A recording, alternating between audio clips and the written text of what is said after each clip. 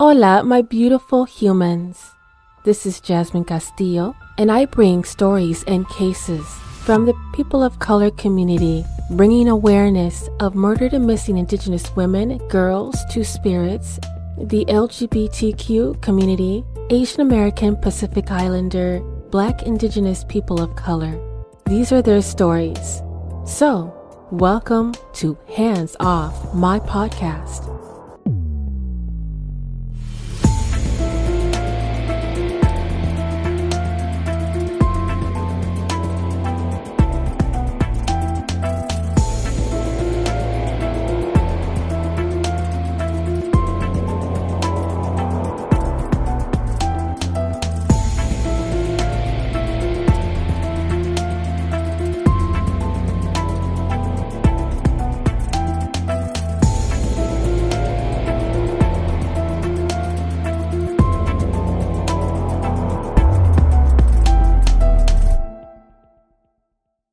April 20th, 2021 was a beautiful, memorable day. The day that the loving couple, Crystal and Kylen, were married in Arkansas, where Crystal was from. Both of them lived a nomadic life, from campsite to campsite, primarily living in Moab, Utah, with their pet rabbit. And on August 13th of 2021, 4 months after they were married, they were camping South Mesa area, Sal Loop in Moab. During that time, they became somewhat regulars at the Woody's Tavern, hanging out with friends between 6 p.m. and 9 p.m. on that evening. They had mentioned to their friends at the time that there was a creepy or weirdo near their campsite, which they had mentioned to their friends a couple of times, and text their friends saying that if anything happened to them, if they were ever murdered, to look into that creepy guy. 2 days went by. On August 15th, both of the women, Crystal and Kylen, were on their second day of no call, no show for their morning shift. Crystal worked at McDonald's, and Kylen worked at Moonflower Community Co-op. By the fourth day, August 18th, their friend decided to search for Crystal and Kylen. So instead of turning in one direction, they decided to continue on Wander Lake. She had this gut feeling to go straight towards their campsite. As she got closer to the campsite, she saw a silver vehicle and didn't notice if that was either Crystal or Kylen's vehicle until she got closer. It was a silver Kia parked on the campsite. As she's driving, she is speaking with the father of Kylen Schulte. As she got out of her car and walked past a few scattered Gatorade bottles, she found Kylen's body in an irrigation ditch, halfway in and halfway out of the creek. She didn't have time to think. The next thing she did was immediately contact the police as she sat in her car and waited for the police to surveil the campsite. They concluded that they also found Crystal's body not far from Kylen. These women were mercilessly killed. I won't go into details on how their bodies were identified and what had happened to them. If you want to read additional information about their cause of death and how they were found, I will have the links in the show notes.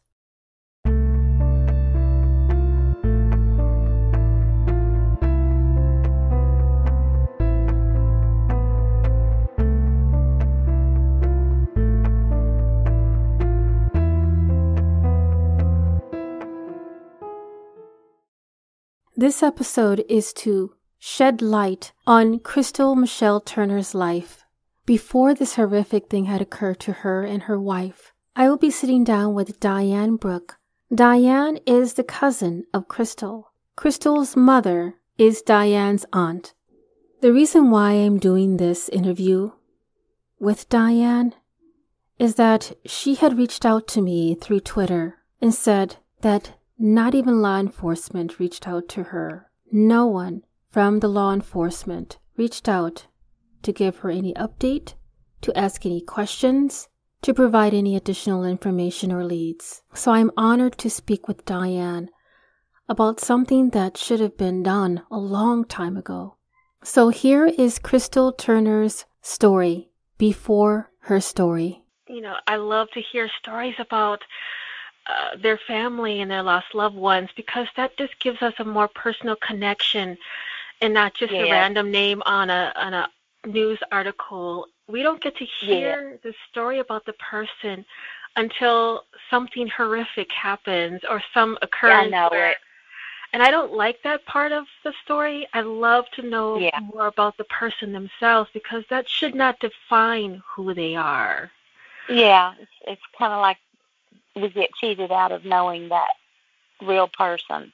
Right, exactly. So if I was just somebody who is just a random Jane off the street, and I was just starting up some conversation, Southern talk, how would you describe Crystal to me or to anyone who was listening?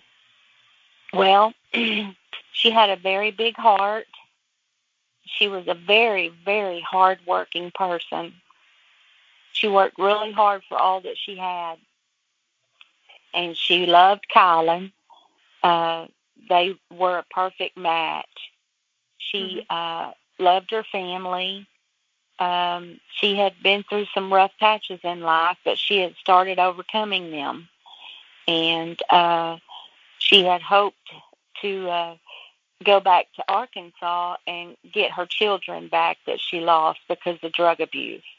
The children were put in foster care, and she was hoping to move back to Arkansas to try to get her girls back. But they didn't get there in time.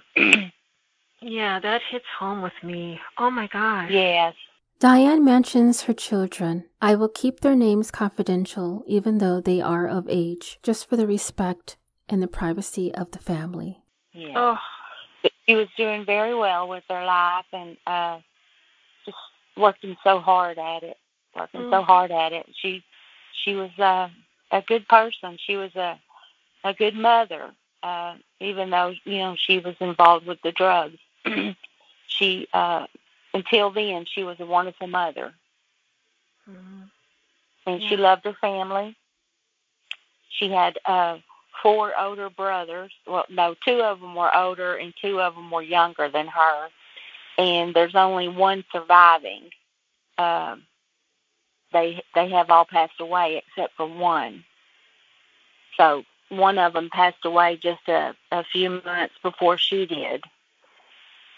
Anyway, it's been pretty rough. Yes. I think that's another reason she wanted to move back home, was to be near her mother more. And it was so expensive to live in Moab. The housing and everything was just very expensive there. But they loved where they were at the time, and they had some goals set. And they were going to try to be back in Arkansas within 5 years. And they were working really hard at it. Yeah. And she was like the mother to her brothers. I don't know if it's because she was the only girl that she just seemed like their mother also. And when my aunt would work, I guess maybe she did seem like a mother to them.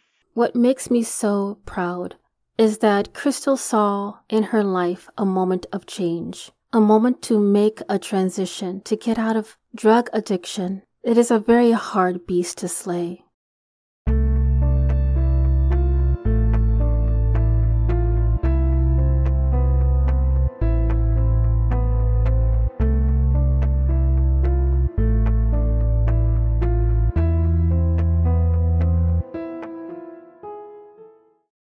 He hitchhiked all the way from Arkansas to Moab to get a new start. That's a long way. Yeah, that is. My goodness. Yeah, very brave. Arkansas within itself is a very high-cost living environment. Oh, my goodness. Yeah. So what was her, do you know the actual reason why she decided to move from one place to the other? Oh, she had a friend, a childhood friend that she grew up with that was living in Moab, Utah. And her friend had invited her to come up there, and she'd help her get on her feet. And she had her a job waiting, and so that's what she did. She just she had someone offering to help her, and she needed to get away from Hot Springs. And so she just took off one day, told her mom she'd talk to her later, and that she was going to go make some changes, and she did. Diane was able to talk about some happy memories, and this is what she had to say. Favorite memories. I was 20-something years older than Crystal. I grew up with her two older brothers from a previous marriage than her dad and her mom. And when she was born on my mother's birthday, and my mother was tickled pink about it. She kept telling my aunt that she had to have her on her birthday, and she did. And anyway, she was in little beauty pageants when she was a little girl, and there wasn't a time that I didn't ever see her that she wasn't all dressed up in her little dresses, her little pretty socks, pretty shoes, her hair done real pretty. She was so petite, just a little bitty thing. And, of course, everybody saw how little she was at the end of her life also. She's just a little bitty person. But one of the funniest stories my aunt told me was that one time she had Crystal in her buggy at the grocery store, and she had her aunt, Crystal's aunt was also with her, and they were right beside each other. Well, my aunt walked away for just a second, and Crystal started hollering. She was just old enough to learn how to talk. She started hollering, "Child abuse, child abuse," because she had left her in the basket by herself right there. And then the other aunt just died laughing, and that was one of their funniest memories when she did that. I can see her doing it. Oh my gosh, yeah, I've had that. She loved her grandmother too. Oh, that is the cutest story. Oh yeah. my goodness. One of the things that she had hit on is that Crystal had a hard life from the get-go. And when her father died when she was about 5 years old in a car accident, so Crystal's sadness started at a young age. And she had twin baby brothers and then two older brothers. And the twins were by her father, and the older brothers were by my aunt's first husband. But they were all so close. They were good kids. Good kids. And then unfortunate things in life happened, and, we've lost 4 of them. And there's just one child surviving, so it's been really hard. Yeah, that is, oh my goodness. Hard for my aunt, hard for everyone, but especially my aunt. Yeah. But she's tough. She's a tough lady. So, without going into detail, is there anything that you'd like to share in regards to their passing? I'm an only child, so I feel like, oh my gosh, having to have siblings and then you turn around and they're not there anymore. That's just gut-wrenching for me. Just the thought of that. Yes, they were accidental deaths. And then the last one that passed away, he had a heart condition, and he had a little run-in with the police, and they tased him, and he died. But oh my God. it was because of his heart condition that he had. Yeah. Yeah, that doesn't help with the whole law enforcement and trustworthiness of the law enforcement. No. Oh my God. No. And he had been having some health issues that year also. But he died, I believe it was 4 months before Crystal did. Oh, yeah. Oh my, I'm so sorry about this. Yeah. Yeah. Like one on top of the other with me. Oh. And then the aunt is just, she is just, to me, she's like the strongest woman I've heard. She is. She's very strong. I was really worried about her at first with Crystal because it came as such a shock, and that's her only daughter. And, not that she loved her more than her sons, but, that was her only daughter. And it was just a shock. But she she came through it, and she had a lot of people praying for her, a lot of well-wishers. So she came through it, and she's still coming through it and trying to take care of herself right now with some health issues, nothing serious. Mhm. Mhm. So I told her, you got to start taking care of yourself now. Oh, yeah, absolutely. Yes. That is a complete priority. In this conversation, we talk about the person of interest. I will have more information about that person in the show notes. Well, when they were first murdered, we could not get Brian Laundrie and Gabby. They were all over the news, and we just could not get their story out there. It was just really frustrating, and I often wondered if it was because they were gay or hippies or living in their van, and not to say anything negative about Gabby, because, I mean, bless her heart, she went through so much before she died, and the blonde hair, blue eye, you know what I mean? Yeah, it's actually called the white woman syndrome. Yes. I hate to say it, but that's exactly what it's dubbed. Yes, you can edit it to however best it would sound, but I mean, I'm thankful to her, because I wonder if the girl's story would have been told or even known, even though we couldn't get any information out to the public. It seemed like it was all Brian and Gabby, but because of the domestic violence, that story also needed told, and it was just very hard to get their story out there. None of the news stations would return calls. It was just very frustrating, but finally we got through, and it got a lot better, but and people still on the Facebook pages in our groups still say Brian did it. I mean, and I'm like, give up on the guy. He's gone. He didn't do this. They have evidence that it was not him, but he just has fans. I guess that's all I know to call them, is fans, because they just won't give up on Brian. Because I know that I don't want her story to just kind of be drowned out by the outcome or the end result or the most current result about this guy being somewhat part of their and we're story. We're still waiting on tests to come back in before the case gets closed. So we're still hanging in there with being patient, but they're pretty sure that it was him.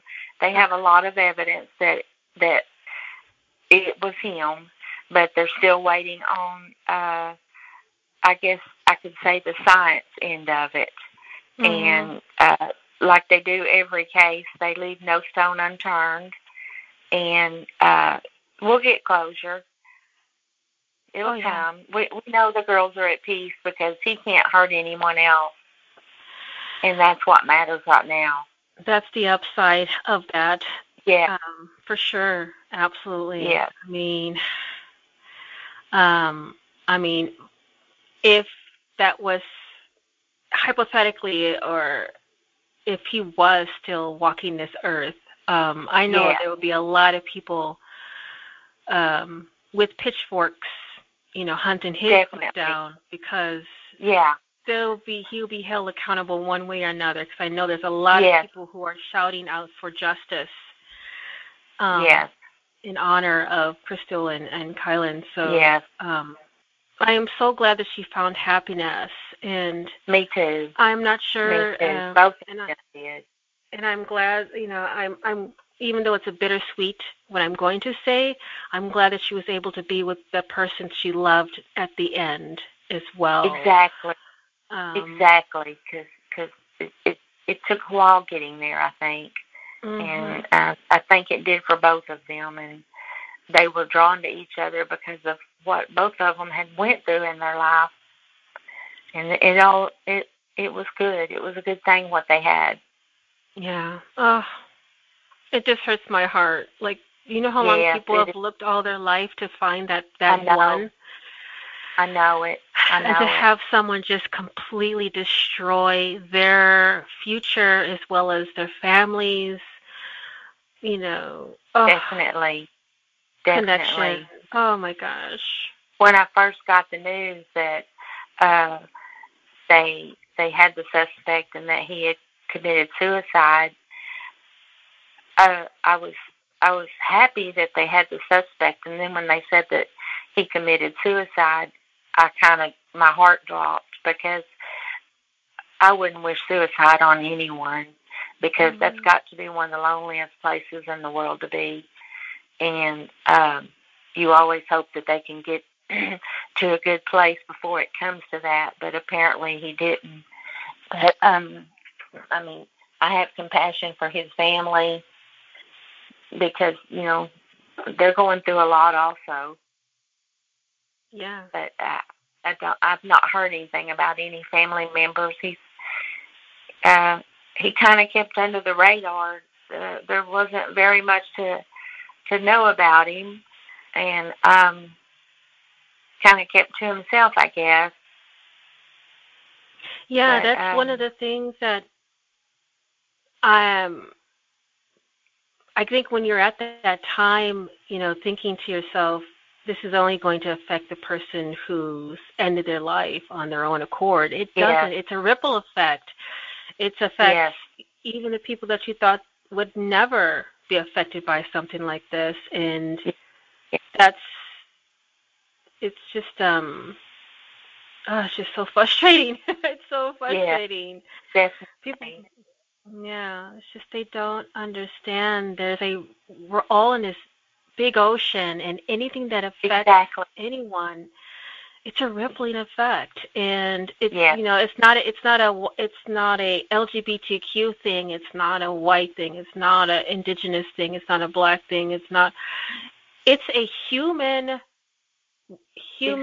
behavior, human connection thing. We're all connected, and even the lowest of the low, the people that are who've done the most heinous, hideous, unspeakable things to other people, they are also part of that chain. Well, you had asked me one of the things that we're going to try to do in their memory is we haven't found out all the right steps yet, but we're working on them a little bit at a time.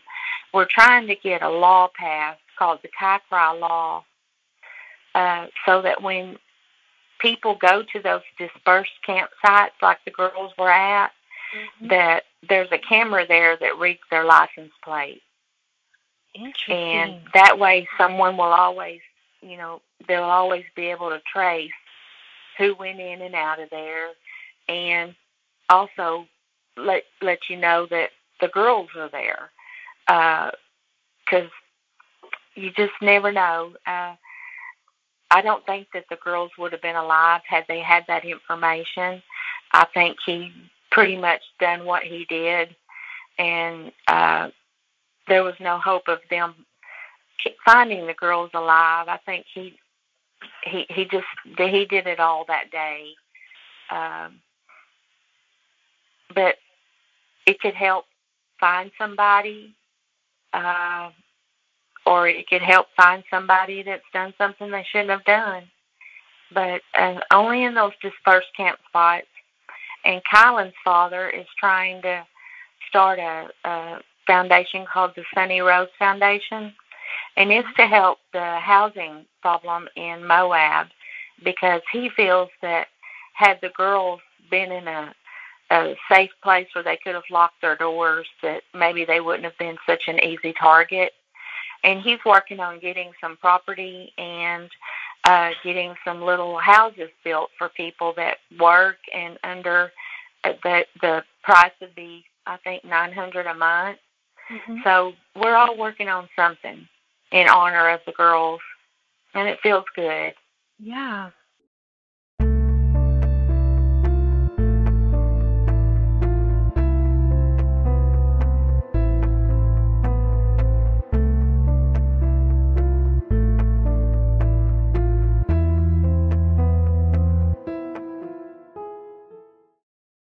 My opinion, Crystal found the love of her life, Kylen.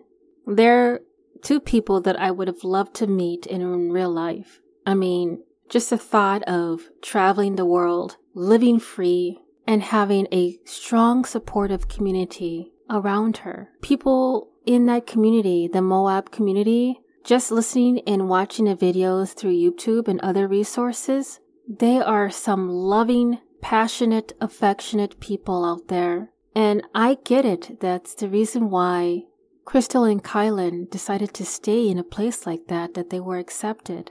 That it's almost like to have anything actually move and shake, you have to have something like this happen to make things move forward. And it's definitely sad that you have to have something such a negative, horrific impact on people's lives to make someone like, they were stagnant, or they were sleeping. They were asleep in this world, and they just, it's, I'm glad that you're able to share that with me, because that's definitely wonderful to keep it helps with the healing also. Yes, it does. It does.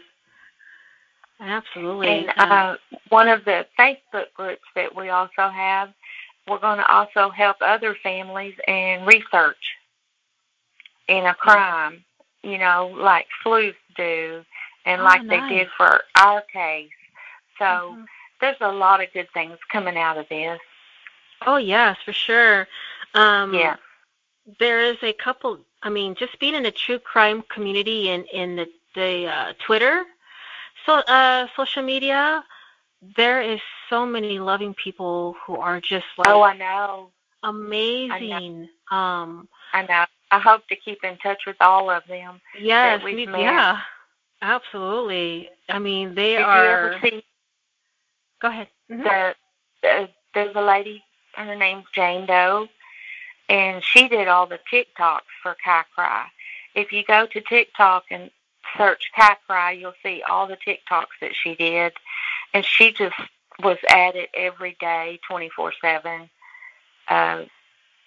We were very grateful to her for all the people that helped with stuff like that. Yeah, they helped get the story there.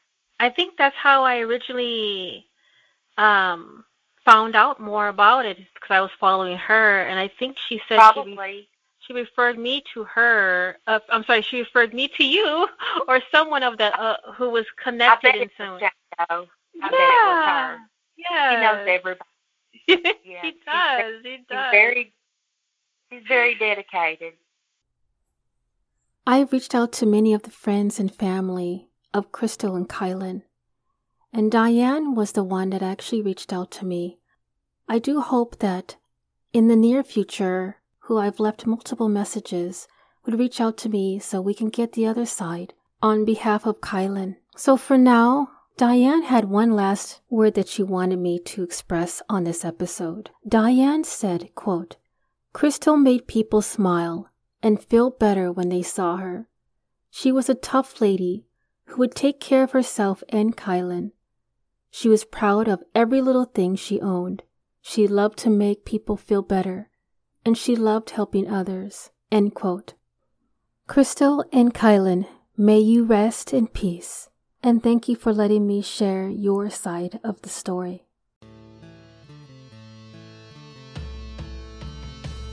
Thank you for listening to Hands Off My Podcast.